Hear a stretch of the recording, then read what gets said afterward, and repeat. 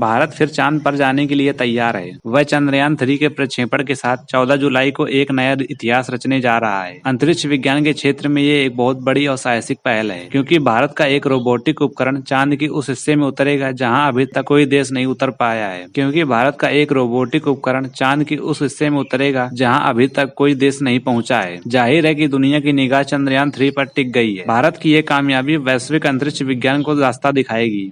ISRO Chandrayaan 3 mission के लिए पूरी तरह से तैयार है।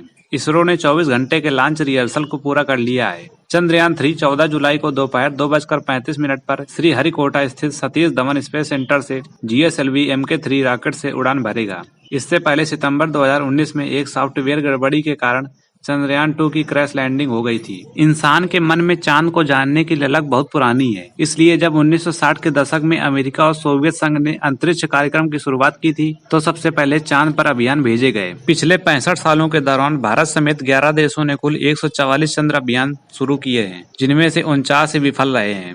भारत का चंद्रयान 3 अभियान बेहद महत्वपूर्ण है। इस अभियान के जरिए भारत एक रोबोटिक उपकरण रोवर को चंद्रमा की सतह पर उतारेगा और वह 14 दिनों तक वहां की जानकारी एकत्र करेगा। 14 जुलाई को चंद्रयान 3 का प्रक्षेपण लॉन्च व्हीकल मार्क 3 के जरिए किया जाएगा। करीब 45 से 48 दिनों का सफर पूरा करने के बाद 23 से 24 अगस्त के बीच चंद्रयान 3 से लैंडर के जरिए रोवर को चांद पर उतारा जाएगा। इसके साथ ही चांद पर पहुंचने वाला भारत दुनिया का चौथा देश बन जाएगा। पहले 3 देश अमेरिका, रूस और चीन पहुंच पाए हैं। भारतीय रोवर चंद्रमा के दक्षिणी ध्रुव में उतरेगा। इस हिस्से को चंद्रमा का सबसे विचित्र और विषम भौगोलिक क्षेत्र माना जाता है। दक्षिणी ध्रुव पर सूर्य की रोशनी सीधे पड़ती है, जिसके चलते ये सबसे गर्म हिस्सा माना जाता है तथा यहाँ तापमान 54 डिग्री तक होने की संभावना है। इस हिस्से में ऊंचे पहाड़ और गहरे गड्ढे भी हैं, जिन पर पहाड़ों की छाया पहुंचने के कारण कभी सूर्य की रोशनी नहीं पड़ती है। वहां तापमान -200 डिग्री सेल्सियस होने की भी संभावना है। चंद्रमा पर अब तक जितने भी अभियान गए हैं, चंद्रमा के मध्य एवं उत्तरी हिस्सों में गए हैं। चंद्रमा को दूरी के हिसाब से 2 हिस्सों में बांटा जा सकता है। एक नजदीकी हिस्सा जो धरती से दिखता है, दूसरा दूर का हिस्सा जो दिखने वाले हिस्से के पीछे है। अब तक के ज्यादातर अभियान नजदीक वाले हिस्से में पहुंचे हैं। सिर्फ चीन ने 2020 में चेंग 5 के जरिए चंद्रमा के पीछे वाले हिस्से में सॉफ्ट लैंडिंग की थी। चांद के दक्षिणी ध्रुव में पहुंचने वाला भारत दुनिया का पहला देश होगा। इस क्षेत्र में अमेरिकी एजेंसी नासा की भी दिलचस्पी है। उसकी नजर चंद्रयान 3 पर टिकी हुई है। चंद्रयान 3 मिशन अमेरिका के आर्टेमिस 3 के लिए मार्गदर्शन का कार्य करेगा।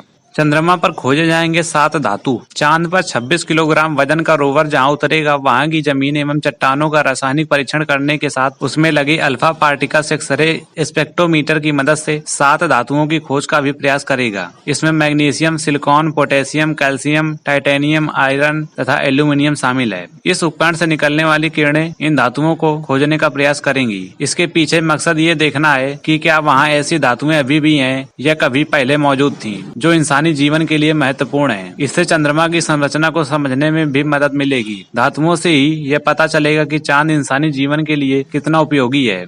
चंद्रमा तक पहुंचाए जाएंगे 7 उपकरण।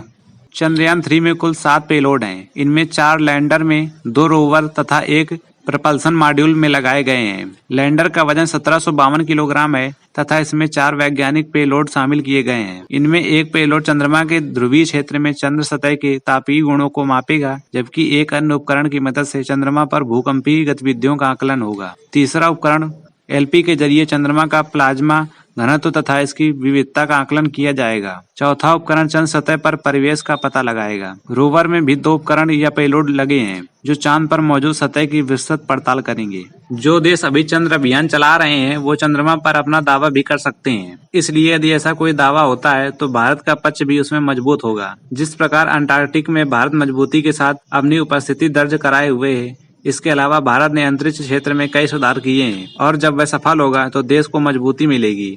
इससे आने वाले वर्षों में भारत का अंतरिक्ष क्षेत्र का कारोबार 1 खरब अमेरिकी डॉलर तक पहुंच सकता है। इससे रोजगार के अवसर पैदा होंगे। 14 दिन तक काम करेगा रोवर। चांद की सतह पर रोवर 14 दिन तक काम करेगा। इसरो के अनुसार रोवर की 14 दिनों की क्षमता तय की गई है, पर वह इससे ज्यादा समय तक भी काम कर सकता है। चंद्रयान 2 का लैंडर हादसे का शिकार हुआ था, इसलिए चंद्रयान 3 के लैंडर को ज्यादा सुरक्षित बनाने के लिए कई बड़े बदलाव किए गए हैं। इसे सुरक्षित बनाने के लिए 9 नए सेंसर लगाए गए हैं। इसके लिए कई जमीनी एवं सिमुलेशन परीक्षण किए गए हैं। अगर आपको जानकारी पसंद आई हो तो वीडियो को लाइक कर दें और चैनल पर नए हो तो सब्सक्राइब कर दें।